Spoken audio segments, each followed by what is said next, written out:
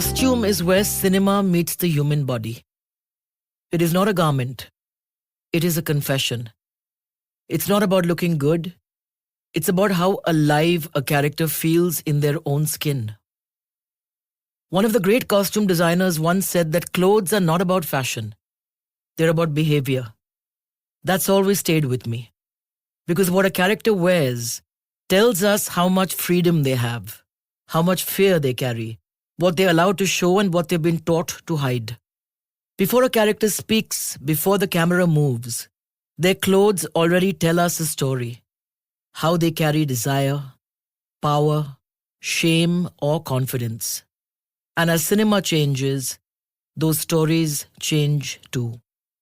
That's why certain film costumes stay with us. Not because they were fashionable, but because they marked a moment when a character claimed space. Jism was one such moment. The image of Bipasha Basu in all black, bare-legged, unapologetic, wasn't created to shock. It existed because the character no longer asked permission. That absence of apology, that freedom, is what people remember today. Good costume design doesn't decorate performance. It liberates it. When Bhanu Athaiya received the Oscar for Gandhi, she spoke very simply about India, about tradition, about the people and textures that shaped those clothes. It was a reminder that costume design is not invention alone. It's observation, it's memory, it's respect for a lived life. Today I'm joined by someone who understands this instinctively. A costume designer whose work includes Jism, Paap, Love Breakup Zindagi, Bobby Jasu's, Drishyam, Nirja, to name a few. Films where clothes were not costumes, they were choices. So welcome to the Pooja Bhatt Show, Tia Teghchandani. I'm thrilled to have you here. Thank you. I'm thrilled to be here. We just celebrated 23 years of Jism. The noir aesthetic was a departure from the Technicolor Bollywood of the early 2000s. Minimalism as a tool. Bipasha's look was famously simple.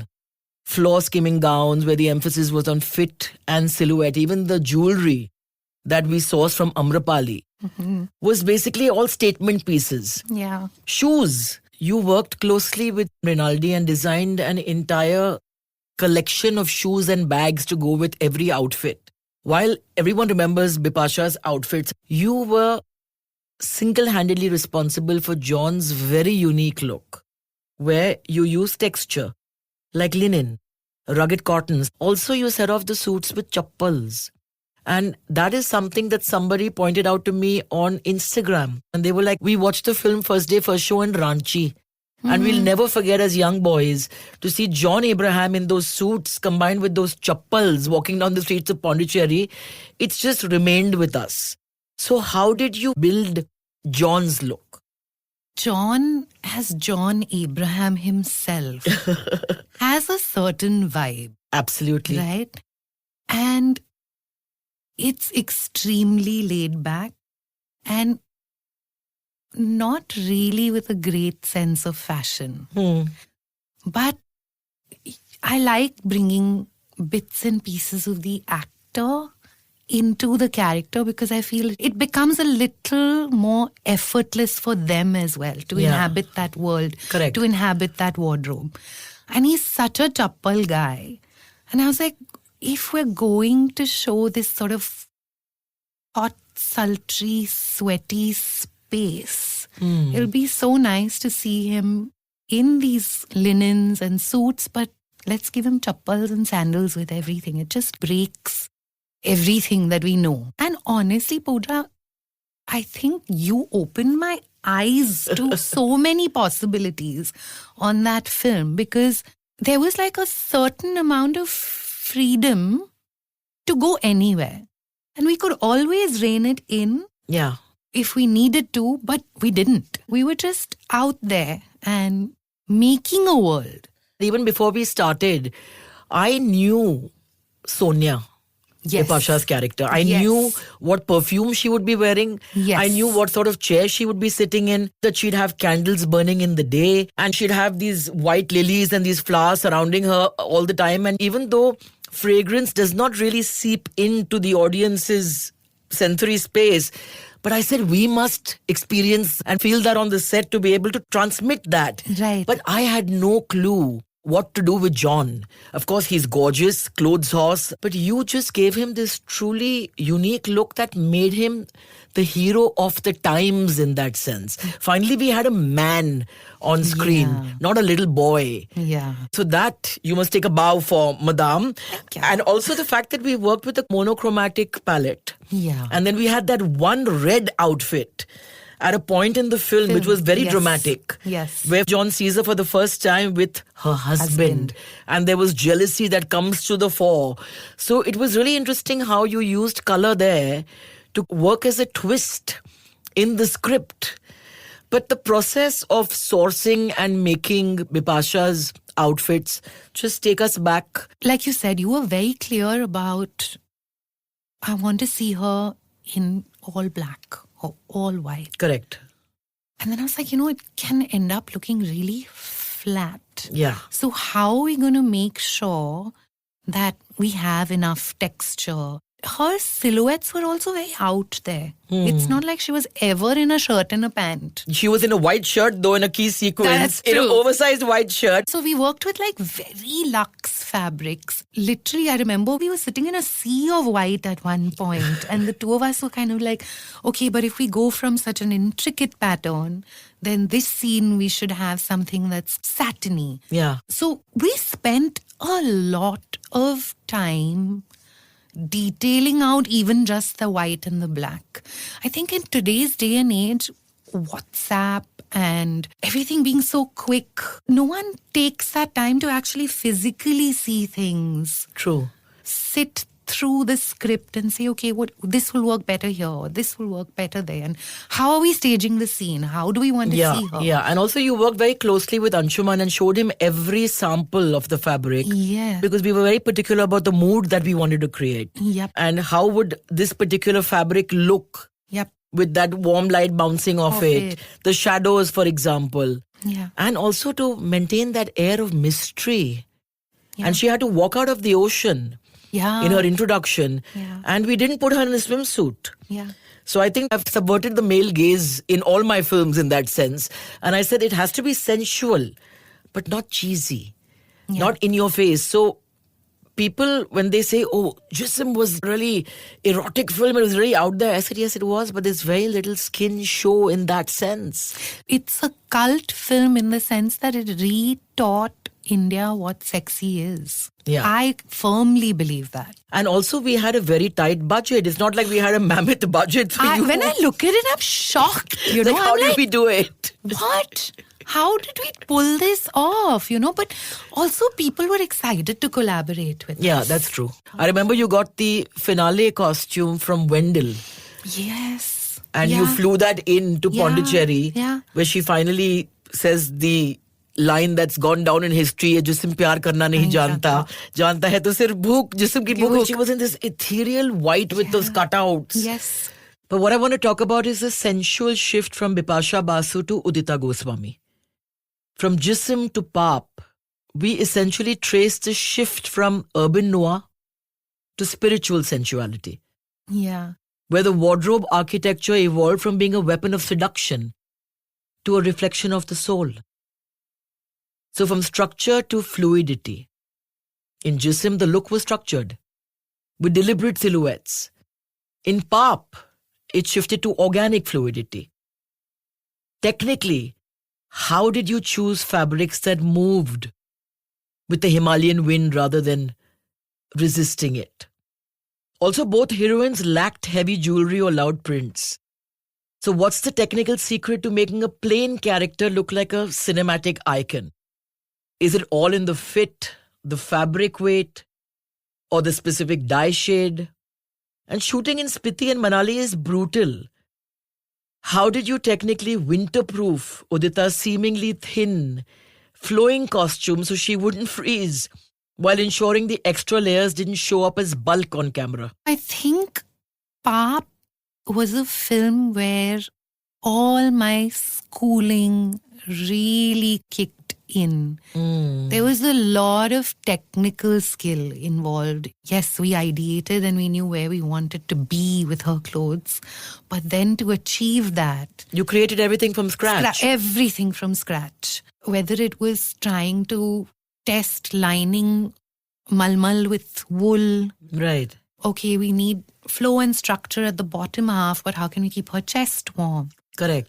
And then we want texture. So I think we did like test pieces. We'd also dyed so much. We were constantly sitting at the dyer and going like, no, but it's maroon, but I want 5 different shades in Shades that of maroon. one, because otherwise it'll just look like a blob, which Yeah. you don't want. So I think that film just changed the game for me technically as well. 'Cause- And also you had to do a lot of research for the monks' robes yes. to get that hierarchy right. Yes. Props that they were using. And the internet was not the way it That's is today. true. It was not in the palm Yeah. of my hand. That is true. It was not as simple. Yeah, so we poured over books and over and- references. Yeah, I relied on you guys when you all went on the tech to bring back so many Images. samples, Yeah. images, a lot of that. I think Paap is one of my favorite films in terms of look. I agree. You created a new kind of heroine. I'll never forget the introduction of hers where she walks to the edge of Chandratal Lake. We were the first crew to shoot at Chandratal Lake. And then she disrobes and then she jumps into the water. water. And I think that's where we had our first and perhaps only wardrobe malfunction, because initially I told you, I said, give me a fabric that would fall well, but it would flow in the water. Yeah. And the weight of it just couldn't stand underwater. Yeah. And then we had about 10 minutes to decide because we were losing light. And then you said, just put her in her basic minimum lingerie and to hell with the fabric. Yeah. And we just went with that. The criticisms that I received, which I find hilarious, was how can somebody who's living in the mountains in Spiti have such evolved underwear? It was very basic underwear that she was wearing. And I'm like, guys, Spiti is on the border with China. Have you been to Kaza and to the marketplace and see what you can purchase there? But I guess today they wouldn't have said the same thing because the doors have opened up. We were the first crew to have shot there. Even our shoes, I remember we were like, if we do this kind of sole or that kind of sole, and we literally had to make even footwear back then. So the evolution of the heroine from sensuality to purity, I think you nailed it. We've done so much more, Tia. We've done Kajrare, we've done Holiday. Rogue was again a film where you literally took Irfan Khan and made him look super hot and super sexy. He was a cop and didn't have many costume changes. That one jacket that he was meant to live in. Yeah. And you constructed that from scratch. Yeah. He loved it. He didn't want to take it off. And then, of course, the gorgeous Eileen Haman. We had a situation where we discovered halfway through the shoot that she was pregnant. Yeah. And something that we withheld from you. And you were opening out the costumes every day. But it was so funny because I was like, it needs to look good. I didn't want to fat shame anyone. So I was like, maybe we should just tell her to go easy on the dal. But it's kind of just in the front. She's like, belly swelling. What's going on? Is she constipated? All kinds of things. And then I was like, this is not right. It's this. Something's off. Something's off. This cannot be. Just this waist is expanding and not stopping. It's not. And then I think pre-climax is when... Yeah, we took you aside and told you, okay, listen, this is what it is. Yeah. And then, of course, you worked around that too.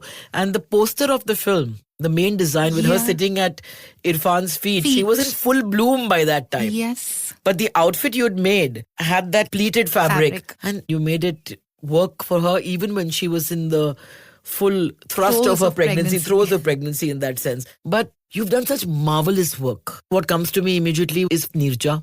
But how authentic and how detailed it was.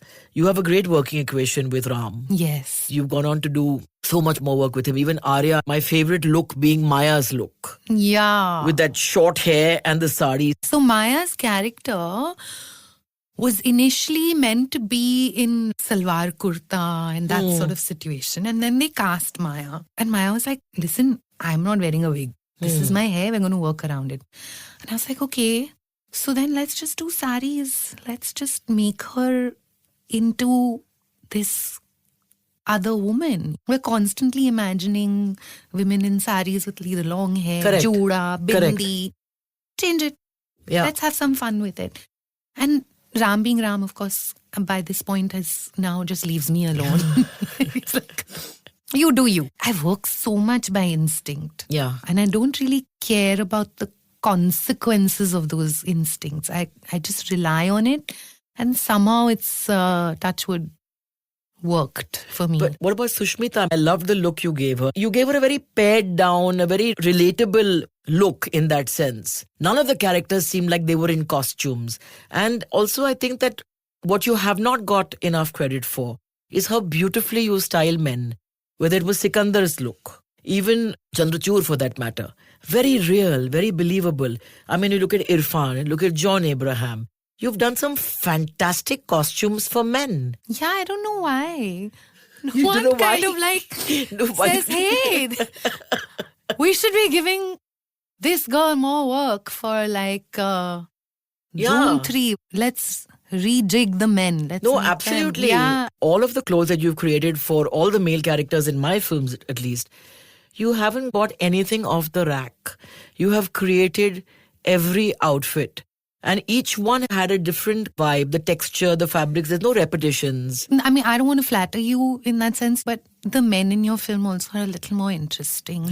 And they're men. They're well-rounded humans. Deeply flawed, Complex character. complex characters. Yeah. So it's a little more exciting. There's a wider canvas. What you do very well is you take the person's persona and you let that bleed into the Yeah. costume and the design in that sense. Yeah. It's important. It's extremely important because otherwise then they're fighting each other. Yeah. And you can luck out and have a really great actor, Yeah. but sometimes you may not. And then this just helps build the world. It helps build the character. Even in a film like Holiday, that we had great fun making, it didn't do very well, but you made Kashmira Shah look glorious. Man, what a babe. Seriously. What a babe. Great actor, Yes. super hot woman, moves like a dream. And I think that she felt so valued and she just came to the fore when every outfit of yours that she put on during the trials, she was like, man, this is for me. And she just and thrived she in it. enjoyed it. Enjoyed it. She enjoyed it. You could see that. Even today, if you'll see the film, you'll see that she's owning that space. Absolutely. I think she looked glorious in Holiday. Yeah. So Nirja is, I think, a film that comes to me. Arya, of course, is fantastic. Bobby Jasus, you did how many looks in the same film for Vidya? 14 overall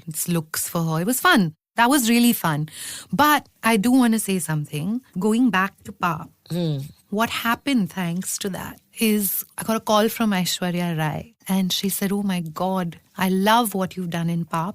Can you do the clothes for a film of mine called Shabd, which was with Leena? All shot in Goa. Yes. Yeah. And it was a great time. Again, people really thought she had never looked like that. There'd been versions of Ash, all of which have been appreciated. This was very different for her. And then we were shooting a song, Sholosi Sholosi. And Leena had this sort of Spanish gown in her mind. And I think we did 3 versions of the gown and I hated it. Hated it. And even on the day of the shoot, I was sitting there and sulking away. And Mickey was like, why are you sulking? And I was like, look at it. This is not the woman. Our woman has these beautiful saris and things. And just because we're doing a Spanish song, so Spanish outfit, like, what are we doing? So he was like, so then put your foot down and say you want her in a sari. She will back you up. So where am I going to get a sari now? Your makeup is nearly done and we're about to go. And he said, there'll be something in Peti. Come on. So we literally went into the Petis and we found black fabric with some badla work on it. And he said, yeah, come on, let's take this. And it gave me such confidence to feel like, okay, I can actually whip this up. We cut up some more fabric, made this bikini top, put it on her, and she said, you really want me to wear this? I was like, yeah. And she went to Leena and she said, okay, this is what we're going to do. Lovely. It was just like a moment for me where I was like, wow, I can do this. Yeah. Even if someone's disagreeing with me, I can put my foot down. Yeah. Versus, you know how I am, where I'll coax and gently move you in the direction I want. I was like, I'm going to put my foot down. So yeah, thanks to you, that happened. It was fun to work with Aishwarya Rai. And then it just kind of evolved. I feel like I'm lucky that we've done different kind of films. Not one has been like the other. You know, there's been period, there's been war movies, there's been a movie like Partner. You couldn't get more Commercial. song, dance, commercial than that. Right. So what's the approach when you do a film like Partner? It's not like a wardrobe that you design for a character, right? It's just different. Absolutely not. Right. Then we're just going to town. Where it's just good-looking outfits for every scene and every song. And multiple changes in every And song. it doesn't matter. It doesn't matter. Just doesn't matter. Pink wall, pink outfit, green outfit, glam, fun. We're just having a blast. I think because of the fact that we also had budget restraints, we used to do a wardrobe where then you would do a mix and match. For example, if you did like 6 suits for John, you would very often mix and match and make the 6 into 12 different changes for me. Yes. We wanted it to be aspirational, and at the same time, we were very clever, Pooja, about every penny that we spent has to show. We didn't compromise. For No. example, like when we talk about going to Rinaldi and getting the shoes done, we didn't compromise on the quality. No. You'd rather have fewer elements, but those elements must shine. Yes. That was also my approach to production design. I said, even if I don't Absolutely. have much, it's the cup that the character is holding in their hand. Yeah. It must be the best cup. It must be the nicest candle. It must be the nicest flower that's there in frame. So I think that sometimes a budget constraint actually helps. I mean, also passion. I remember you bringing so many things from home and being like, okay, if I don't like this, I'll just bring mine, you know?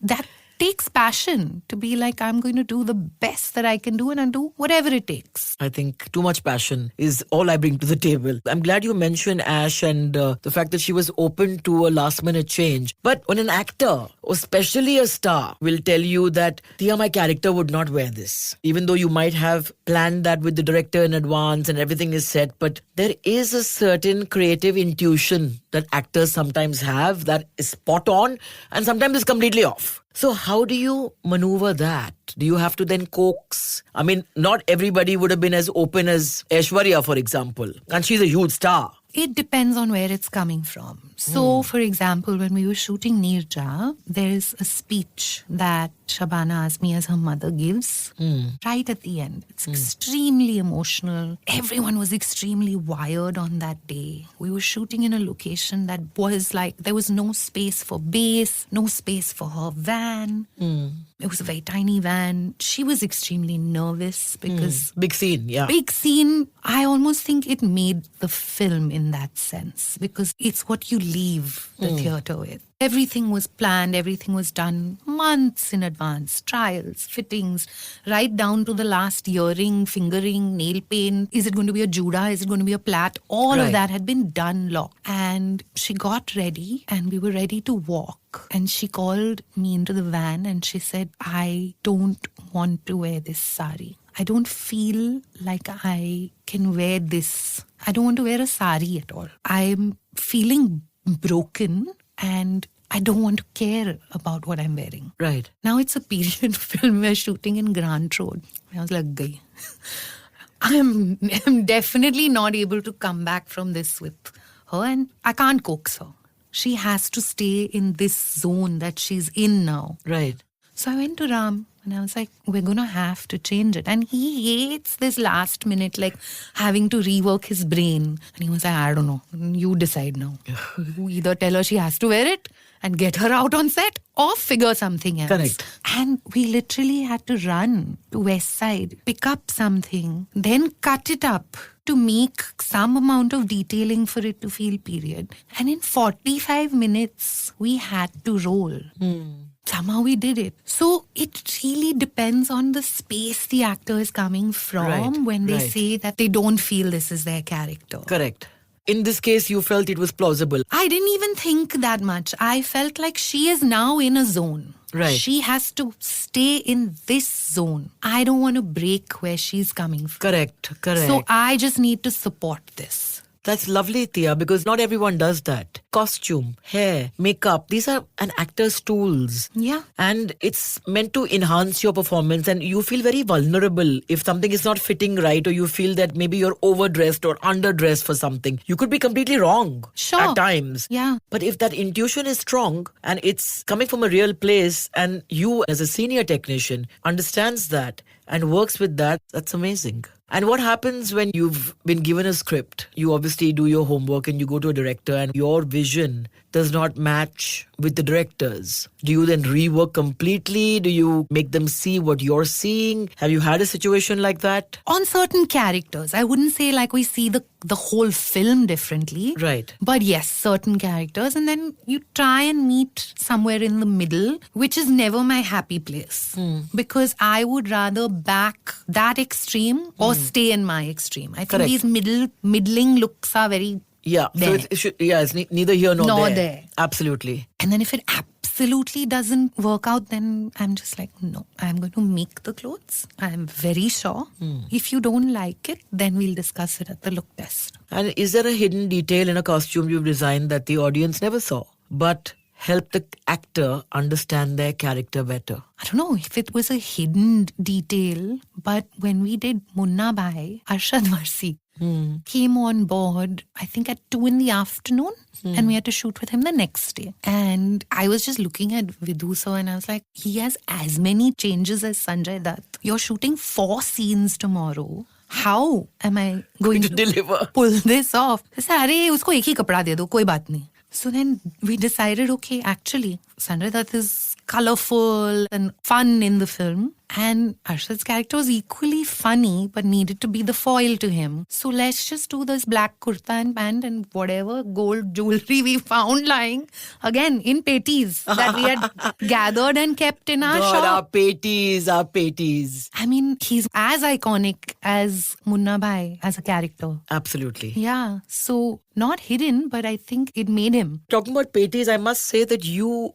are one person I've worked with who is so meticulous. You would label and you would pack each costume with accessories where there was no question of anything getting interchanged. My patties were immaculately maintained, where you could open them up and find everything that you were looking for. So probably that's why you could find that jewelry so easily, because there's a great method to the way that you work. But what's the most technically challenging wardrobe or costume that you have done so far? I think the most technically challenging film was the last one that I did, 120 Bahadur, which was directed by Rezi and Right. had Farhan in it. I'd never done a war movie before that. And it was such a learning curve. Right. And such a responsibility to make sure that we get everything right. We visited the museum and to see the clothes there actually covered in blood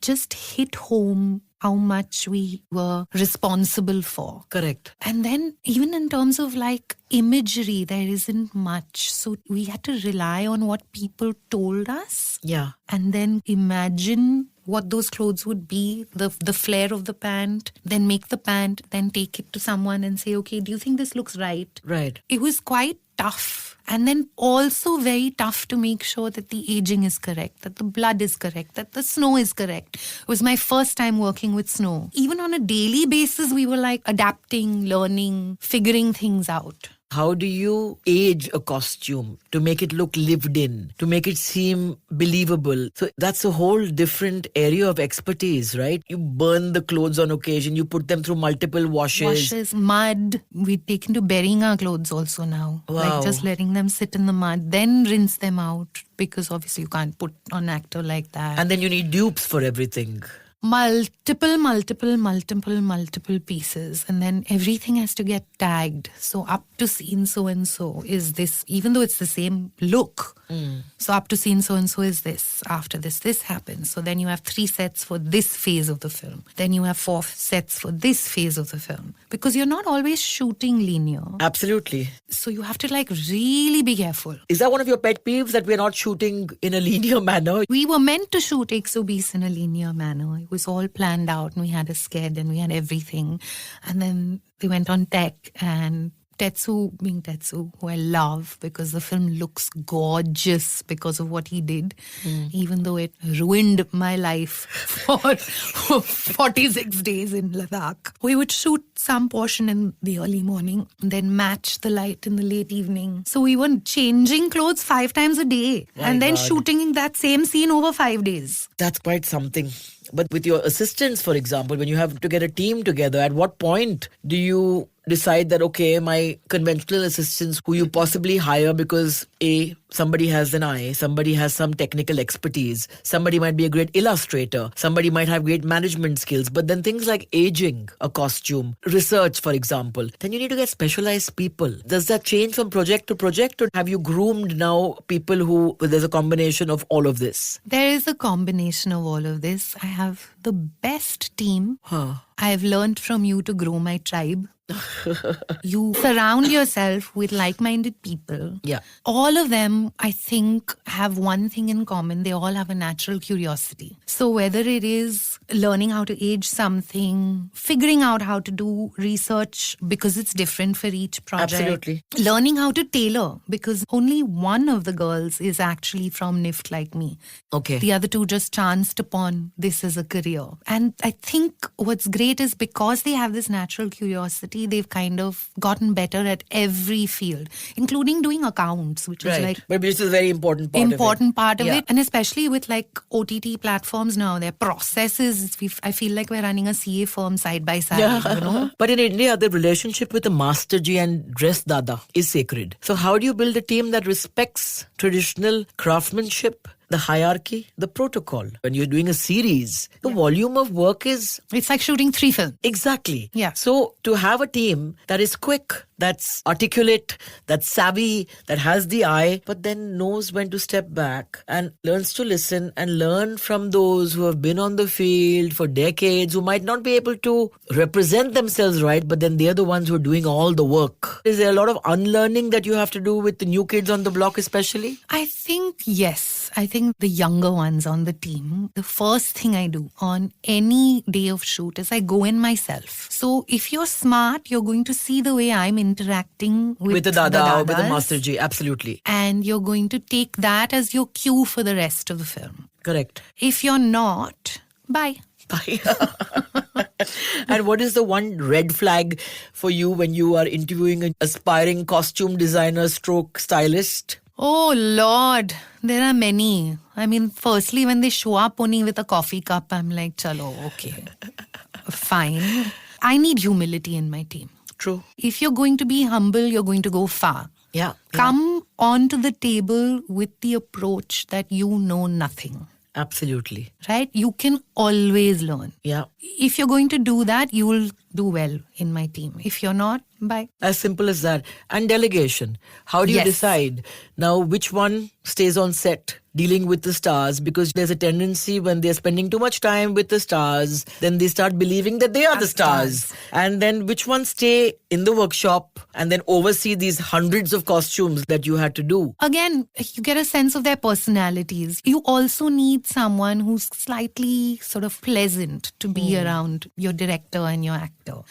And doesn't get thrown easily. And can't get thrown easily. Whilst the kids that are staying at base need to be a little more rough and tough. The dressmen sometimes do need a bit of a, okay guys, fun and games are over. We need to get this out now. Yeah. Again, I spend the first week and I know exactly how Who's who everyone's and what's what. behaving. Yeah. So is a good eye more important to you? Somebody who has a great aesthetic sense, or the nuts and bolts of it? Like, for example, you're one of the few people who could source, who could style, but who could sew. You could actually sit down there with your needle and your dhaga and stitch a button on, fix a zipper, do whatever you need to yourself. Yeah. A lot of people today who call themselves costume designers are nothing more than stylists. Yeah. Also, there's so much more available today. Yes. We didn't have that luxury earlier. Yes. You just pick up the phone and you call a store and you have 20 outfits that come to you. The line between stylist and costume designer is really blurred. So what for you is more important? Technical expertise or basic good aesthetics? I actually would go for technical expertise because I have an eye. So you don't rely on them for that? I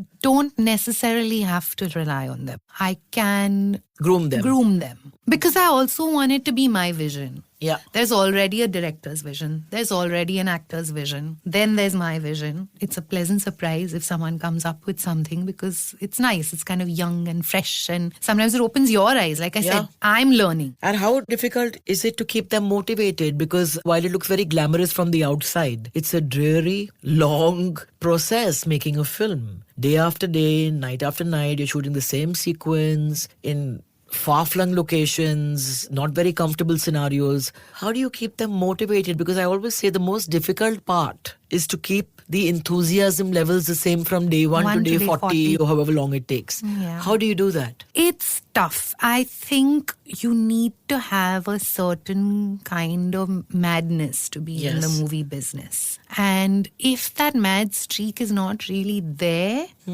no matter what I do, you will not be motivated. So if you have that curiosity, you have that excitement of coming to work and saying, hey, I'm making a movie, only then will you go the long haul. And I guess also your passion will be contagious. I always hope that we try and create a fun space to work in. Even if we're on the most toxic film set, which as you know can Happens happen. very often. Can happen. But like, our world will always be fun. Yeah. Our world will always be kind. Our world will always be happy to the extent that we can make it. Now let's talk about the dreaded wardrobe malfunction. Like we touched upon what happened during PAP, where that costume fell apart when the minute it went into water. But then we bounced back from that and something new was born. What is the most hilarious or terrifying costume failure you've had to solve in real time? Oh God. I have so many funny stories. I don't think it's a malfunction. But when we were shooting for Waking of a Nation with Ram, Yeah. we were shooting in Amritsar. And the shoot is held up one day because of wardrobe. And we're trying to explain to people that we don't have enough essentials. So we're politely talking on the walkie, and Ram's getting frantic because he runs his set like a military school where I'm going to shoot at 11:01 and then I'm going to be done with this shot at 11:05 and then we're going to move from here to here, and now it's 11:01 but background hasn't even reached the set. And so Udayan, who is his creative producer, has come storming into base and he's like, what is going on? What essentials do you need? And I'm like, well, we have 200 people in dhotis and we have only 20 pairs of underwear and they're making more to be period correct because even though we came with 300, these guys have been taking them home every day. So we've run out of essentials. And no one knew what to say to me. Oops, yeah, dhotis without underwear could be tricky. No one knew what to say to me. So, Oh yeah. God, that is hilarious actually. And what is the most unconventional material you've ever used to fix a costume mid-performance or on set? Stapler. I once actually stapled myself to Priyanka Chopra. Staple yourself meaning what? It was a Z award show. We'd gone to Malaysia. And she was performing and there was like this harness belt that goes on. And I don't know what she did. And while she was fidgeting, she snapped it. And she's looking at me in absolute horror. And luckily, there was a PA type person with a whole bunch of like papers and pens and all. So I grabbed her stapler and I started stapling it together, but in the dark. So I stapled my thumb to the harness. You're kidding me. Yeah. And then, you know how it's a countdown, right? Literally. And she had to run to stage and I ripped my finger off. Oh my Lord. And I'm bleeding all over the place. Oh my God. Yeah, and Preeti Zinta, bless her heart, has like grabbed me because I thought I was going to vomit from the pain. Come here, sit down. What is happening? And I was like, I'm sorry, I shouldn't be laughing, but this is the most bizarre story I've heard. You stapled your thumb onto Priyanka Chopra's belt. Yes. And then ripped it off. And she's run off a stage with possibly a piece of your skin hanging onto a yeah, belt. but had to go. There was no choice. My next question was going to be this. Best tool for 5-second repair. Safety pin, gaffer tape, glue, stapler. Stapler. For sure. Stapler. However, we have now discovered, do you know the tag guns that you use to tag garments? Yeah. We're currently using that to tag dupattas into place. Just click, click, click, click, click. It's all done in 2 minutes. You're not fidgeting with a safety pin. None of that. That's very innovative, I must say. And the one item in your on-set kit for all your assistants, is it that gun now? Everyone has a tag gun now. Everyone. Gun lao. Gun lao. Oh my God. Now with dubbing being replaced with sync sound.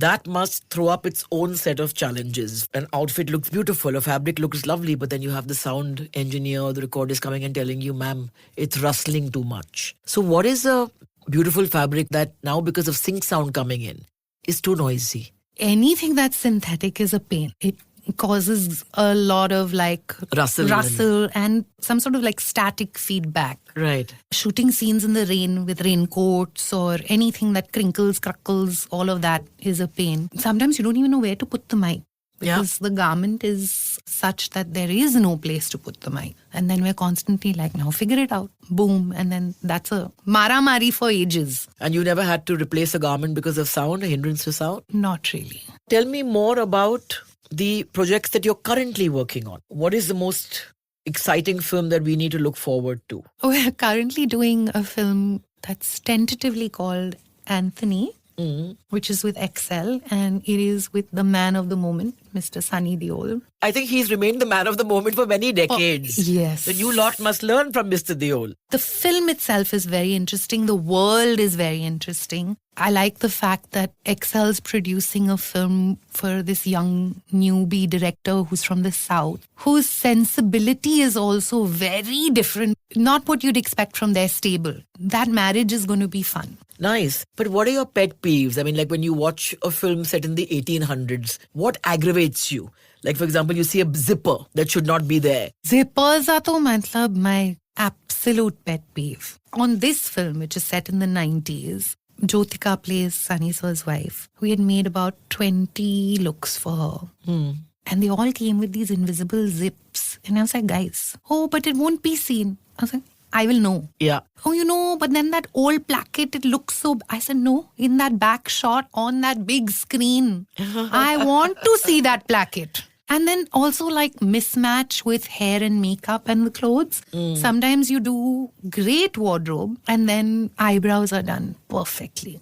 It just breaks the space. I remember in Kajrare, when you had this table of women that you had to dress up, I would insist that you go in and you ensured that the hairdresser then did hair in sync with the costume, because if not, they would come out with some strange modern look and it would not go with the costumes at all. And at one point, I remember you looking at me and said that, but Pooja, I'm not a hairdresser, I'm a costume designer. So my apologies.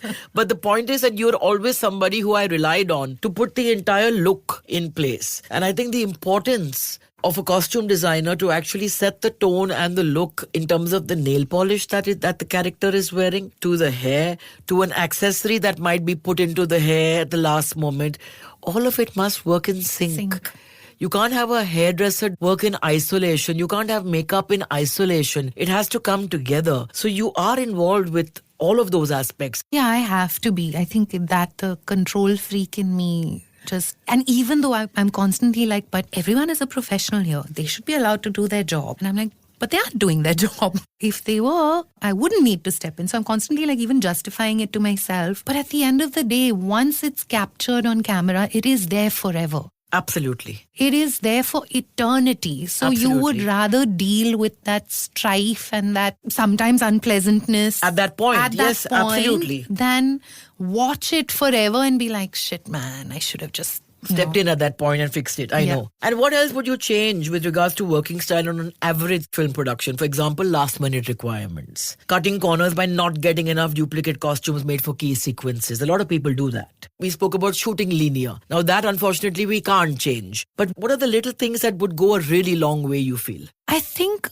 knowing how to assign value to what you are spending. I feel a lot of people today, when we're making films, whether it's production, direction, spend where you can see it on camera. Yeah. No one's going to see the 20 coffees that everyone is drinking. We all love a good coffee. Yeah, and it makes for a happy set. Yeah. But if you're going to put 20 clothes for a certain 5 scenes and then cut 4 of those scenes. Yeah. Doesn't make sense. So understand what is happening and assign value to it. Even team strengths, it's okay to hire one extra person. They bring something to the team rather than having us fall sick because we're overworked. Correct. So just knowing. Yeah. I think everyone's just kind of like cutting corners. Where they shouldn't be cutting corners. I agree with you. And what is the one film costume wardrobe that you're really proud of, that you feel has not really got noticed enough? No, I think the ones I'm proud of have definitely been All got noticed. noticed Yeah, enough. yeah. Pap for sure was like, I didn't even know till I saw it because I Yeah. wasn't there Pop with didn't you. do very well at the box office, but nobody could deny that it was an exquisite looking film, set yeah. very uniquely, very distinct look. And when I look at images of Udita in Spiti today, there is no reference point to that in terms of in the Indian milieu. So we created a new kind of heroine. And it will age so beautifully for time immemorial. Absolutely. I mean, you could shoot that film today and maintain the same look and not change anything. I wouldn't change a single costume, a single piece of jewelry that you gave her, a single prop. Yep. So thank you for that. Thank you for that. And if you could keep one costume piece from any production you worked on for your own personal wardrobe, what would it be? Oh boy, that's a really interesting question. I actually did keep. I kept Neerja's pin, Okay. her name badge. I did keep it because again, that film, I felt very responsible. It was someone's child. There were Yes. so many memories attached to it. I wanted that as a keepsake. And I never knew it would go on to be the film that it would be. We just made the film. We had no idea that we'd made. I had no idea. Let me not put everyone else in that same category. But I had no idea we'd done what we'd done. No, it was a beautiful film in every way. And her best performance, I think. Sonam's best performance till date. For sure. In terms of fabric, what is your favorite part of India to source fabric? What are the cities that you feel Delhi. you get gems? Oh Delhi. my God. Delhi is because I feel like it kind of has these markets that have everything from all over the country. Right. And shopping in Delhi is a blast. You have to get used to a different pace because you cannot just go and buy. You have to have one chai and one ragda patties before you buy anything.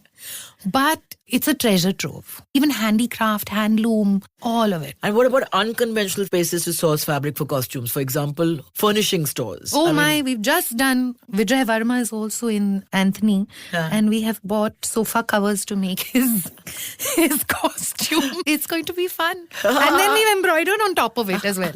Not just kept it as is. So you go to a furnishing store Yep. and buy the fabric and do a whole wardrobe out of it. Yep. So if we're talking about Jism and Pap so much, where we spoke about sensuality then blending into purity, I want you to imagine a multiverse scene where Bipasha from Jism and Udita from Pap meet.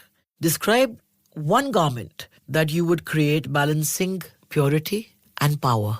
The sari, I don't need to create it. It already exists. Beautiful. I am obsessed with how there is a universe in that garment. Yeah. And you can drape it in a million ways. A million ways, and you can feel all kinds of things in that garment. It is just remarkable to me. I must talk about a film that we almost did. A film called Love Affair, which Soni Razdan was directing for me. Yes. Set in the 50s. Yeah. And you did the most exquisite wardrobe, from the lipstick case to the powder case to the shoes they were wearing, the nightgowns that you got from vintage stores Yeah. in America.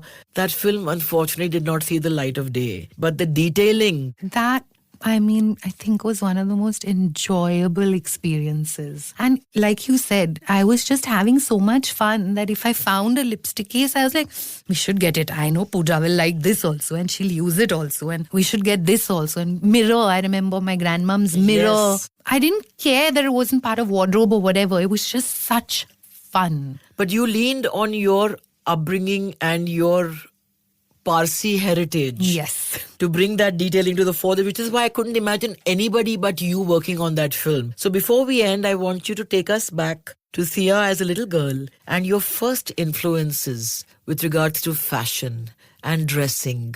I remember you mentioning to me your grandmother. My grandmom. Yes. She ran her household with like an iron hand. She would wake up and even at the age of 98, 99, nowhere to go, she would make sure she was dressed in her sari with her brooch, reading the paper, checking what has happened in the stock market. Is she still rich today. And I remember her actually even saying to me that I'm kind of bored in life now. Everyone I know is dead. Oh. And I felt so bad, but she never let that stop her from being the best version of herself. Wow. And then there was my math teacher, Mrs. Inamdar. I hate math. I hate numbers. But I was on the first bench sitting staring at her because again she would wear these gorgeous handloom saris, severe hair and a giant bindi. Wow. Which was so far removed from my Parsi household. And I was just like, what is this? Look at these colors, all these maroon and green and ochre, and teaching me 2 plus 2 and then later, of course, algebra and other things that went way over my head. I can tell you even now, I can see exactly what sari she wore with what blouse and what color the bindi was. I can write it down for you even today. Lovely. You put that into many looks that you've created for films? Yes, I think so. I think both these women are reasons why I'm obsessed with a sari as well. Yeah, because they wore it so differently. Yeah. You know, my grandmom with her pearls and Parsi gara. chiffons and garas and all of that, and the extremely earthy Mrs. Inamdar. And I was like, oh, it's the same thing but different. Yeah, and I remember you telling me this detail of your grandmother using this one pot of La Mer cream. Yes. And that's all that she would use. Yes. That was her only beauty product that she would use, and that stayed with me. Yes, yeah. So it's amazing how we get influenced. At what point of life did you then decide that, okay, fashion is where I want to go and spread my wings? Very early, I think by grade 3, I knew that it had to be something to do with clothes. And then pretty much towards the end of school, I knew it had to be clothes and film. Right. Even when I got out of NIFT, Wendell was a mentor of mine for my final collection, and so was Hemant Trivedi. Yes. And they both said, come work with us. So Hemant wanted me to go and work with him. He was designing clothes for Miss World and Miss Universe. And Wendell wanted me to come to Goa. And I was like, yeah, but neither of you work in film. Right. And so then I'll only be doing one aspect of what I want. And so I knew very clearly that this is where I need to be. Steep learning curve after that. Because Yeah. I thought I was like, I'm from NIFT. I'm going to know everything. No, man. Each film is like a whole new day. And whatever you anticipate is not going to go wrong, goes exactly wrong. Of course, there'll be like That's exactly 100 things you'll have covered. And you'll be like, okay, we've sorted all these problems. And then there'll be 101 that'll show up. So you've collaborated with a lot of people. Is there somebody who you haven't worked with so far? Filmmaker as well as actor who you'd really want to collaborate with? There are many filmmakers I would really love to work with, one of whom is Imtiaz Ali. I really like his work. Right. And then Rohit Shetty. Ah. I would really love to do that. And in terms of actors, I really like Diljit. He's like my little crush. How sweet. Yeah. And there's just something about him and what he brings to the table in the various things he's done. Yeah. I would really like to work with him. You liked his Met Gala look? Loved it. Loved it. Loved it. My friend Abhilasha is the one who styles him. And I like the fact that he's just unapologetically Himself. Yeah, and claims it, absolutely. Yeah. Okay, we have a small little segment in the show where we turn the tables. Oh, So is there anything you'd like to ask me? I want to know, Yes. would you consider producing or directing again now? I never thought I'd be back to acting. With Bombay Begums, I realized that I had unnecessarily taken myself away from a space that I actually thrive in, which is in front of the camera. Yes. And for me, it was a relief to be on a set and to be told what to do, Tia. Yeah. As you know, I'm a hands-on filmmaker. Yeah. So I just love coming on and saying, what's my costume? What's my dialogue? What do I have to do? But I am feeling the pangs again because I love making films. I'm a filmmaker at heart. And I think that to build a team and bring the right people together and build a film from scratch is what really gives me deep satisfaction. So I'm absolutely open, but the right script needs to find me. And it has to be something that I'm willing to put everything Aside on the table for- for. And if there's something that just speaks to me on that level, then I will give the shirt off my back and see that film through, and whether it works or it doesn't work at the box office, it's something that I will always carry with me with great pride. So let's manifest, and let's hope that the script finds me, and let's hope we're back on set together. It's been too long. Thank you. Thank you so much. Thank you, Pooja. The Pooja Bhatt Show is produced by Mammoth Media Asia and Epilogue Entertainment and distributed by iHeart Podcasts. The executive producer is Jonathan Strickland.